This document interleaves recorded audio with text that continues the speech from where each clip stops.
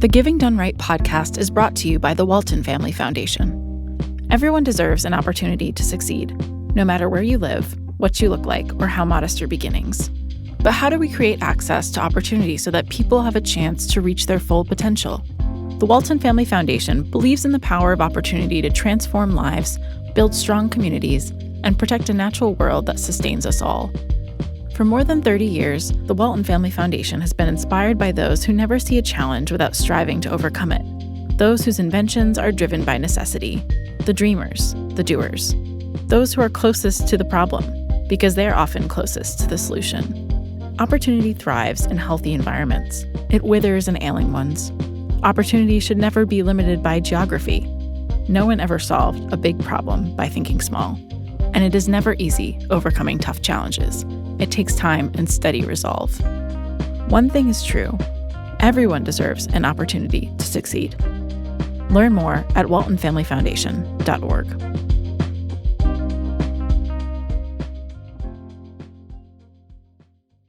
Right now, we need more unifiers. We need more people that want to unify across different bridges, whether it's rural and urban, whether it's Democrat, Republican, whether it's Black, white, male, woman, regardless of what the binary is. I think it's so important as we move forward.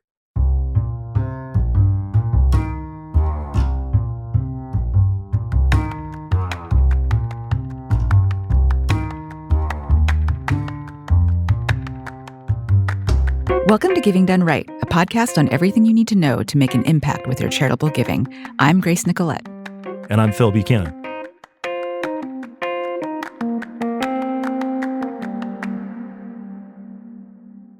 Hey, Phil. Hi, Grace. How are you? I'm doing well.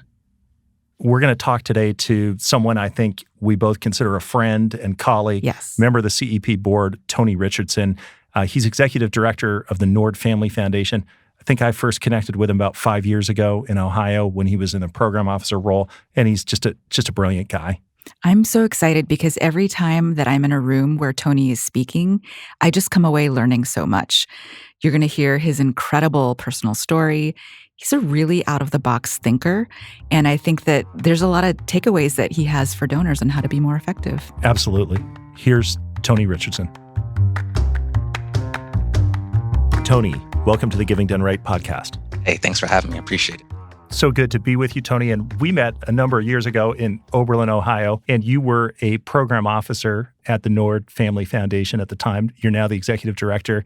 I've heard you talk about your own story openly and publicly and how that led you to sort of the professional trajectory that you then launched into. Can you just tell us a little bit about that? Who are you? How'd you grow up? How does that inform where you are now?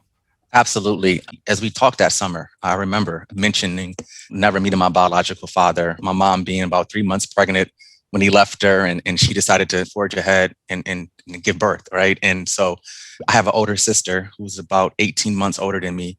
And we grew up impoverished. Like when I was born into poverty, my mom was collecting welfare benefits and we sort of bounced around. We never were stable. As I got older and started to get into school, grade school and the like, I'd say maybe fifth grade, summer of 93, July 9th, July 10th, front page of the newspaper, drug deal goes sour. And my mom's boyfriend at the time was murdered and my mom disappeared. And I remember that summer, it was around this time, like, and interestingly, every year around this time, I have this moment. It's like this traumatic experience around the 4th of July, NBA finals, right? Well, back to that moment. Well, my mom disappeared. We were living in an apartment on 32nd Street and Elyria Avenue in Lorain, really impoverished town, Rust Belt city, outside of Cleveland. I remember living in this apartment after this all occurred and spending that summer squatting, sleeping at different people's homes, going to the summer parks. In the parks, they had the summer fun is what it was called, and they would feed kids. You'd play games. And so I had a whole routine, right? I would wake up, I'd go to friends, we do different things. I go to the park. And interestingly, some of those same programs from the park were supported by the Nord Family Foundation, right? And not even knowing the Nord family, but knowing like back then I would go to these parks and they would have food and I would like take extra, right? Because that's how I would get through the summer. If I couldn't stay at one of my friends' homes. And then eventually I moved in with a friend, an aunt, stayed with another friend. And in school, it was around 5th grade. I remember just going into school and just being really quiet, flying under the radar, doing my work, not getting in trouble, because I didn't want anyone to know what was going on at home. And I started hanging with the wrong people, right? Our neighborhood was infested with guns and drugs and violence and gangs. I remember being in 8th grade, police come, apprehended, arrested for a charge. I'm 14 years old for a gun charge. And I remember telling the officers like, hey, there's no gun residue on my hands. Why are you arresting me, letting me go? And they're like, oh, you're a smart one. All right, this is like, you're a smart one. We're going to put you in the back of this paddy wagon. And so I went downtown. They couldn't release me because I had no one to call. I was a juvenile, right? I was an unaccompanied juvenile. And I remember sitting in a cell at 14 years old, just feeling just defeated, powerless. I was angry. I was mad. Nobody was there to help me. And I remember telling myself, like, when I get out of here, you will never see me again, right? I'm going to go do something. I'm going to go be somebody.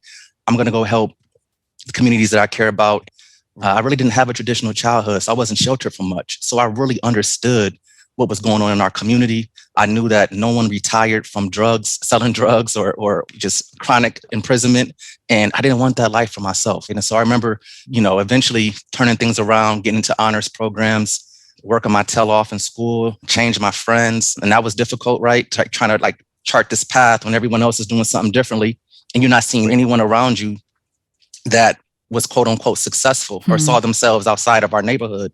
Right. And so got into the honors track, went through junior high school, college, and then law school. I was homeless through that entire time. And all during the times I was in school, I took internships that would provide housing and food. And just because I didn't have anywhere to go and my dorm was my home, right? And so I realized when I got out of school, like this was bigger than me. I wasn't going to school and doing these things for myself. I was doing it because I ultimately wanted to help the communities that I came from. I saw myself as a person who had a story, who had some experience, and that could help younger people who were going through similar situations. And I just wanted to be involved in my community, wherever that community was. I wanted to be involved. This is what get me up every day. Like, I don't feel like it's a job. Like, I always tell people, like, I don't work, right? This is my life's work. I was going to be doing something similarly, no matter what my title was or what organization I worked for. And the Nord Family Foundation actually supported the Center for Service and Learning at Oberlin College and supported this program called the Bonner Scholar Program. It was for first-generation college students. And the idea was to get first-generation college students connected to service learning projects. And I got into that program. And now I'm the director of the Nord Family Foundation, right? And so I love it. It's just amazing. It's amazing how these things can happen. And I never spoke to the architects of the foundation, but they were investors, right? They built businesses, right? And they betted on the long game. And so when you talk about investing in leadership, you don't know how that's going to work out. But if you don't make that investment, you're not going to create the next leaders of a community, right? So I'm just always amazed by how thoughtful they were, how they invested. But for that investment, I wouldn't have been a part of that program. And I definitely wouldn't have been sitting here today having this conversation. And nobody could blame you for 1 second if you had said, get me out of here. I'm going to go to Goldman Sachs or go be a lawyer at a big corporate firm because I want to turn the page. And you didn't do that. I mean, you're, I think, still living pretty close to where you grew up, 10, 15, 20 minutes, something like that? About a half an hour, yeah. Half an hour, okay. Mm-hmm. And so you decided you want to be back close to that community that you came from. And so tell us about what you do now and what even is the Nord Family Foundation, and how does the work of the Nord Family Foundation today relate back to your own story or to the story of maybe people in the community today who are facing some of the same kind of challenges that you faced back in the 90s? That's a great question. The foundation, it's seated here in Amherst, Ohio, again, which is about 35 minutes southwest. The foundation does grant making in Northeast Ohio, Greater Boston, Metro Denver, Columbia, South Carolina, and then a small region, the Finger Lake region, upstate New York, Yates County or Penn Yan, New York. And the foundation focuses on supporting projects that bring opportunity to the disadvantaged, strengthen the bonds of family, and improve the quality of people's lives. And that's been their mission since 1988. And within that mission, there are program areas that they sort of focus in. It's education, arts and culture, civic affairs, and health and social services. And I will honestly say that the work looks different in different communities based upon just like the needs of those respective communities, one, and then two, opportunities to leverage other funds in those communities, learnings that we leverage from different communities, talent, just resources, talent being a resource that, again, we really respond to what the needs of the community are. And we really take this approach of our partners know best and think about our work, not from its top down, but really as a true partner that's authentically connected and try to support the needs of our partners as they see it, not as what we see or what we think is necessary. I mean, is that a value that you've brought to the table, or do you think that because of your own experience, or do you think that's a value that was there? Talk about that. That's a value that's been here, and it comes from the framers of the foundation who also had that same spirit around how they engaged employees of the Nordson Corporation. So what's amazing is that I get a chance to talk to some of these employees who have retired or who knew Eric and Evan Nord, and they talk about how much they listened to people and how they came down from the corporate offices and would be on the manufacturing floor and would go to dinners and support in ways that traditional employers didn't. So there's been this legacy of just being on the ground and connected to community. I mean, they served on city councils, planning commissions, school boards. So they, outside of their monetary sort of contributions, they've always had this non-monetary approach to giving that sort of even preceded the foundation. And so when I came to the foundation, it just so aligned and spoke to who I was. And that's why I came. And that's why I'm still here, because of that, the mirroring of my personal mission and my own constitution and how they approach and do the work. Tony, it's a family foundation, and you have a multi-generational board, and there's a wide range of ideological perspectives. How does a family with such diverse ages, experiences, and ideological perspectives work together effectively? And how do you facilitate that? Yeah, so I think all families have a range or spectrum of ideological or even political ideals, right? We focus on the work, and my job to facilitate that is tied to what's happening on the ground and bringing our partners into the conversation, bringing the people they serve into the conversation. So now it transcends personal politics to think about like the institution, the foundation as an institution, and how do we make sure this organization is responding to what's really happening in the world, and being that place where our partners, regardless of where they stand, can see themselves and able to bring their projects, their work, what they're hearing, what keeps them up at night, and centering that in our work so that we don't have time to discuss our personal politics. It's like we should be focusing on what's happening in our communities and what's real. So I'll give examples. We've recently, this past annual meeting, we do work and support organizations across this sort of wide spectrum of geographical footprint. We brought leaders of Latinx communities in serving organizations from Boston, Lorain City, which, by the way, has the second largest percentage of Puerto Ricans per capita behind New York City, right? And then Denver, a group from Denver, to talk about COVID-19's impact on Latinx communities. After that conversation, I received phone calls from my board, from different people on the board that stand, one could say, on different sides of the political aisle.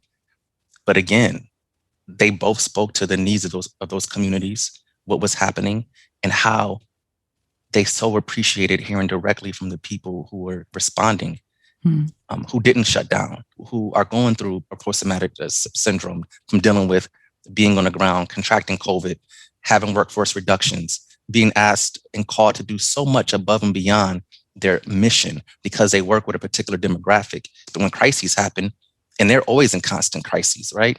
Our communities, in some cases, seem to put those communities last. And so these organizations have to step up. And so what does that stepping up look like? How are we supporting their mental health and wellness? So our grant making, I'm pushing on just philanthropists in general. As we think about giving post-pandemic, how are we thinking about supporting and strengthening organizations in a different way? Do all of our partners have livable wage salaries? Do they have benefits? Can they take PTO, right?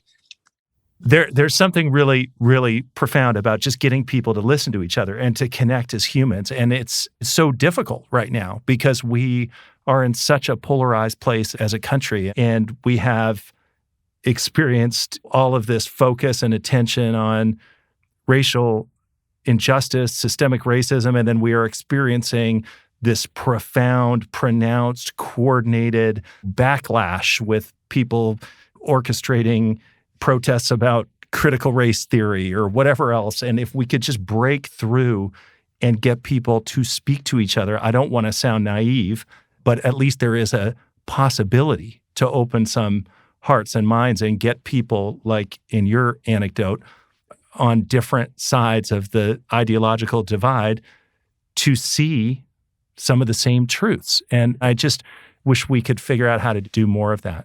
I think to me it speaks a lot to your leadership, Tony, to actually create space for those conversations. So I want to double click on this for a moment. How do you think about bridging difference? You're located in a state, Ohio, that's very divided, whether it's red and blue, rural, urban.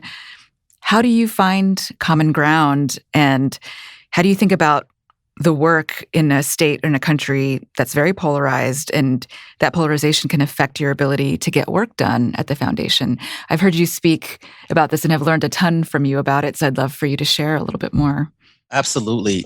Just to be transparent, prior to coming to the foundation, I was a top vote getter, Democratic primary, then a top voter again in a general election, I believe. It's been years ago. But nonetheless, elected as a Democrat, served 2 terms before stepping down to come to the foundation. And Tony, that was the Lorain City Council. Yes, I was an at-large councilman, so I ran citywide, absolutely. Yeah. And good memory, Phil. That's awesome. Well, well, right after that, I was appointed by the governor and our superintendent of our state, which are Republicans, to chair an academic distress commission, right? And again,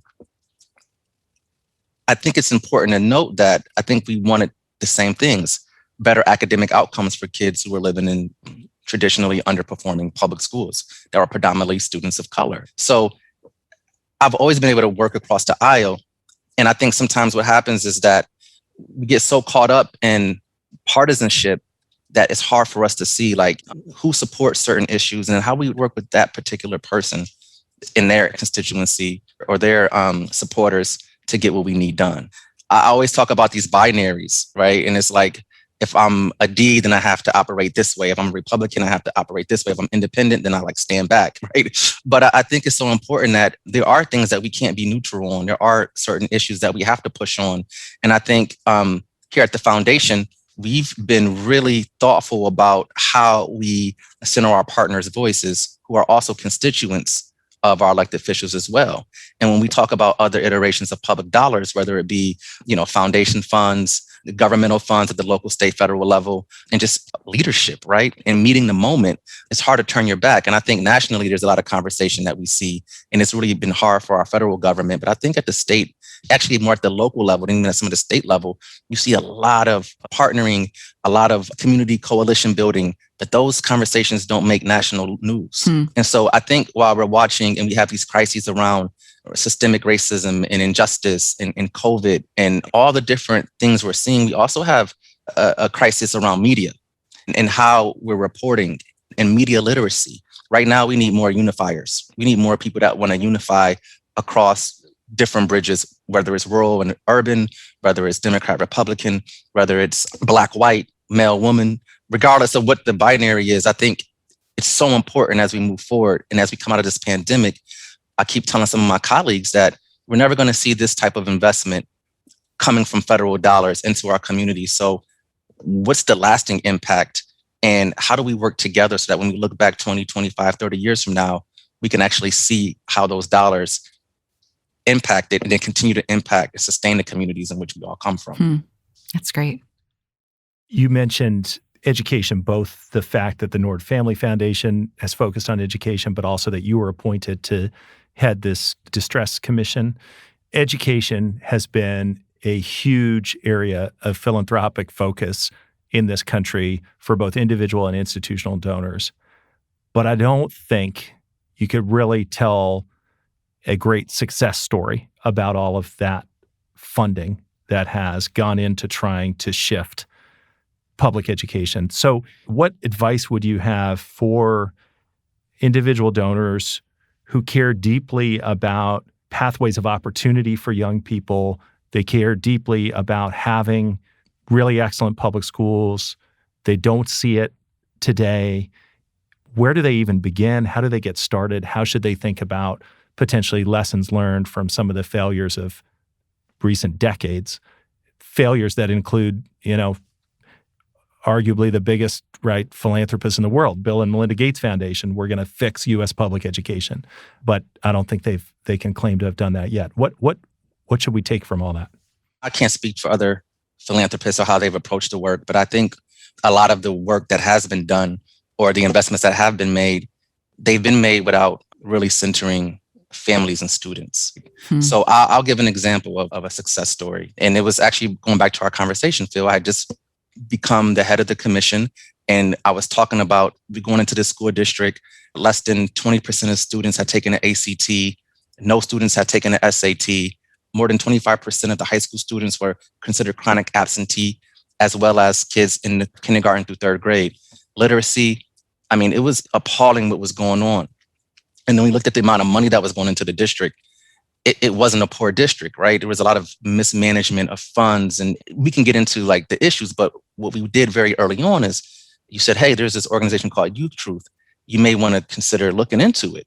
And I'm like, wow, yes, this is what we need. Let's go out, let's get students' perspectives and perceptions on what's happening in school, culture, rigor, relationships with teachers. Other districts started finding out about it. And then that's how we were able to expand that Ohio work, right, throughout Northeast Ohio and then ultimately through the state of Ohio.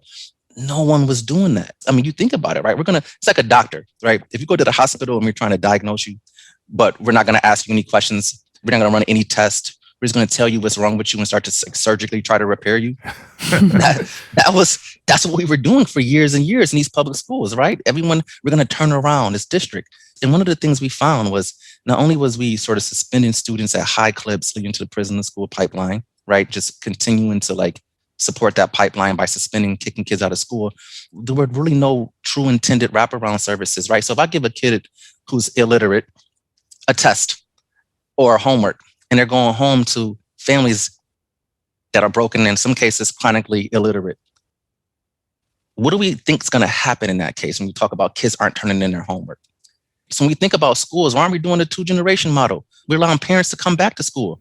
Right. And it doesn't have to be like the GED, which has a negative connotation to it. But let's re-educate families. Let's educate families with students together in buildings. We don't have to do it how we've always done this before, because that way hadn't worked. So we had to create an experience around education. And that education isn't about just going through school to get a grade, to get a certificate. It's about development. It's about human development. And because we haven't focused on human development, we focused on curriculum. We focus on grades. Let's get rid of grades, because all we do is continue to perpetuate these divides between the smart kids and the kids who struggle. If I'm a philanthropist and I'm looking to invest in schools, I'm not investing in traditional schools that have constantly failed. If I'm looking to support students in urban communities, we got to build new schools. We know that it takes 8 years to turn around a district. You can't go back into that district. You have to create new schools. And so, for example, that people say, oh, the charter movement is conservative. Well, the charter movement was actually co-opted by Democrats who was interested in starting charters up in Minnesota and out in Denver, Colorado. But over time, it's become this. So we get caught up in the partisanship of whose platform this is. And we forget that there are decades and decades on top of decades of kids that continue to struggle. So I just believe in developing talent, building leaders. I believe in school being a family-oriented, family-centric phenomena. And it's not about just the individual student. So what does that look like? How do we rethink that and create schools that, again, embrace the community?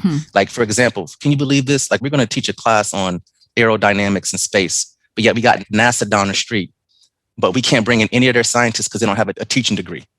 What? How does that make sense? Right? Or they don't have a teacher certificate. I don't know. That doesn't make sense. And let me just say, you mentioned Youth Truth earlier, and I just want to explain what that is. And it's a program that's run out of CEP, actually. And it's about hearing from young people in schools. So it's a survey. It's elementary, middle, and high schools. And there's also a survey of families and staff.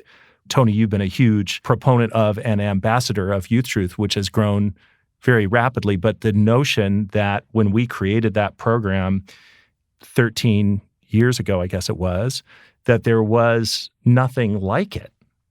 is shocking, right? And in fact, I didn't believe it when the person whose idea it was, Faye Torsky, who's now the head of the Arthur Blank Family Foundation, said CEP should elevate the perspective of young people so that education funders can learn, and also the school districts and charter management organizations. I said, well, surely that exists. We don't need to do that. And she was like, well, I'm not sure that it does. And you all know how to do good survey work. And then Youth Truth eventually came into being. So it's just this simple idea, which has much broader applicability beyond education, which is that we will be better at helping people if we actually understand what they are experiencing and what they think they need.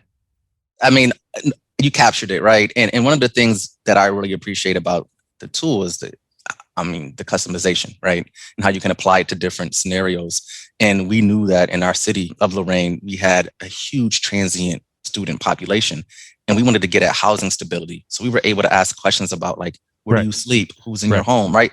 And we were able to learn a lot about and then connect and think about youth homelessness in a different way. So again, that tool just has allowed us to do a lot of different things. I think it's so important that we go to and hear the voices and perceptions and perspectives of the people we want to help. Tony, it was really great to hear the out-of-the-box ideas that you have around education that are not the status quo. And so I wanted to ask you a little bit about racial justice in the last 2 years, 18 months, where there has been higher interest from donors because of the death of George Floyd and Breonna Taylor and others. What counsel do you have to donors and organizations that don't know where to start when it comes to racial justice? I feel like the mandate has now come for many, but there's still sort of that figuring out of, like, okay, what does that actually look like, to not just be tokenistic about it, but to really sustain change? Absolutely. I think it starts internally. You have to sort of do the personal work, right, before you can go out into the world and do very complex, deep work. So always preface with that, like this idea of making sure that you do some self-discovery, self-learning, and whatever that looks like. Yeah.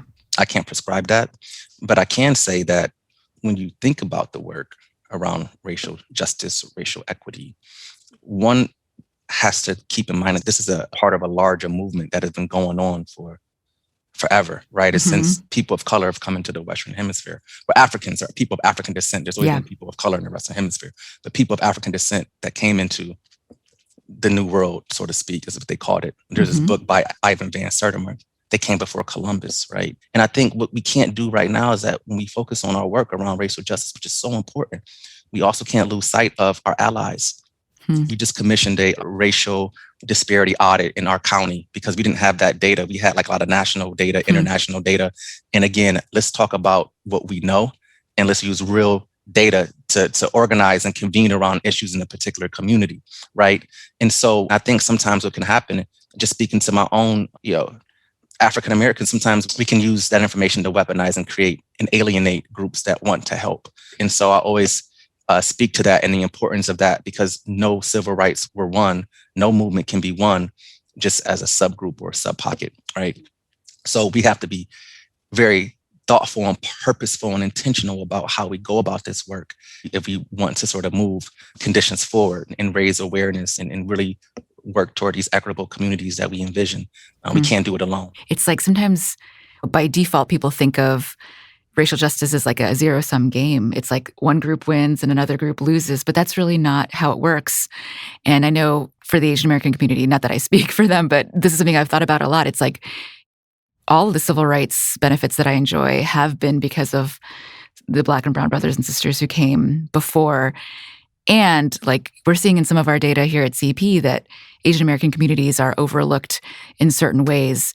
And that doesn't take away from other communities, right? It's a both and. Like, we need to expand the pie to look at all kinds of needs and see ways that we can be addressing them. I agree with that. Phil, were you going to say something? Well, I was just going to say, and I think that in this moment of orchestrated backlash to a focus on racial equity, because I think that's what is going on, right? There is a campaign underway to try to convince people that it is zero sum, right? When the data and the facts, I'm just starting Heather McGhee's The Sum of Us, right? The data and the facts suggest the opposite. People's fortunes are linked in ways that they don't understand it. You look at things like Obamacare, and not to get too political here, but who did it help, right? I mean, it helped poor people across racial groups. There's so much to be gained by folks recognizing that it is not zero sum, that their fortunes are connected, and it's like the ultimate form of patriotism to kind of try to expand that inclusion. But right now, there are a lot of folks telling donors not to think about it that way, that if you focus on racial equity, that comes at the expense of rural whites. So it's a question of how to counter that and sustain this momentum that started in 2020, where we saw unprecedented crowds of people, including many, many white people, protesting for racial justice. Absolutely. And I think to that point, right, as individual philanthropists think about their giving and sustaining their giving, I think it's so important to think and name and just understand and appreciate the reality that police reform doesn't mean anti-police, and that racial justice activists aren't anti-American, or DEI doesn't mean anti-white male, right? So what's happened is, again, these are those binaries that we subscribe to. And we think in terms of either or, as opposed to and both, as you mentioned, Grace. And that's part of the issue. And when we think about these orchestrated campaigns and movements to silence racial justice activists, it's deeper than silencing racial justice activists. We're trying to protect institutions that don't necessarily create opportunities for everyone to enjoy life, liberty, and the pursuit of happiness, right? There are people being murdered. We have a gun problem. We have a violence problem in our country.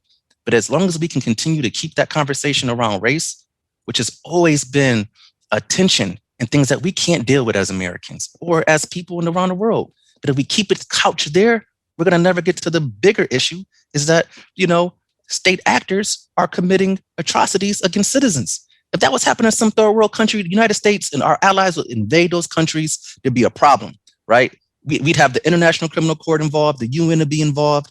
We'd be trying these people for war crimes at The Hague. Can I make sure I understand what you're saying? You're not suggesting that we look away from the data that suggests or demonstrates that Black people are more likely than white people to be killed at the hands of police. You're suggesting that we broaden it and note that also too many white people are being killed at the hands of police. Yes. And that we can hold both thoughts in our head at the same time. Absolutely. And embrace that nuance. Yeah. Absolutely. But if we continue to focus on fighting that battle where they're comfortable fighting it, we're never going to move the needle. We have to start talking about gun violence. We have to start talking about the government and police agents being agents of government and them killing American citizens. And when we have that conversation, I find that you rally more people. Tony, at the end of every episode, we ask each guest a question. Giving done right to you is about fill in the blank. How would you answer that? Thoughtful, engaged philanthropy that isn't stale, that's responsive, that's intentional. And as I think about giving done right 25 years, 15, 10 years from now, that's going to be participatory grant making, really thinking about how you engage in communities, and that your grant making, whether you're an institutional foundation or individual philanthropist, you're asking the right questions so that you can have a deeper impact. So that's what I think about giving done right. I think that's the right way to do it. That's great. Thanks so much for joining us today. Hey, thanks for having me. I appreciate it. Grace, what are your reflections on our conversation with Tony? I thought that was an excellent conversation. Last year I had the privilege of actually speaking to Tony's board. And so I got to meet folks virtually. And, I saw firsthand he really is able to bring together folks from all across the country who are from really different political backgrounds together to focus at, the task at hand, which is the foundation's work of helping people in these different communities. And he's able to do it with such grace, and it really is a lost art. I also feel really hopeful. I think that, he's someone who's on the ground in Ohio, being a part of different political coalitions to actually get things done, sometimes I think I can lose sight in all of the partisan rancor of like how work actually gets done. And, apart from all the sound bites and painting the other side as a monolith or broad brushes, right. He is working with people of really different persuasions to actually get stuff done. Yeah, and I thought it was interesting that one of the ways that he does that is to orient people to the data. What does the data tell us about what's going on at the community level, how it's impacting different people? And when you do that, it's hard to then just fall into the predictable ideological sound bites. And Tony's not the kind of person who wants to do that. I mean, he wants to understand what can we learn from this? What's a solution that a lot of people can get behind so we can actually make it work? Yeah, he's a really exceptional leader who, does not think in the normal categories and therefore is able to really bring people along and really get stuff done. I'm so curious. I mean, he's a relatively young person to be in the role that he's in, and I'm just so curious to see where he goes from here. I think we're going to see a lot of Tony in the next 5, 10, 15 years, and that's going to be a really good thing for this country. So, Phil, where can people go for more information about effective giving? Well, there's more resources about effective giving on cep.org. And of course, givingdoneright.org has all our episodes and show notes. I also want to highlight youtruthsurvey.org. It's a program that Tony talked about that's actually run out of the Center for Effective Philanthropy. And you can learn more about efforts to bring student voice to school leaders and education funders. You can also find us on Twitter. I'm at Grace Nicolette, and Phil is at Phil X Buchanan. You can send us a note with any suggestions or comments at gdrpodcast@cep.org. As always, I want to thank our sponsors, the Walton Family Foundation and the National Philanthropic Trust. If you like the show, please leave us a review on Apple Podcasts. It really helps.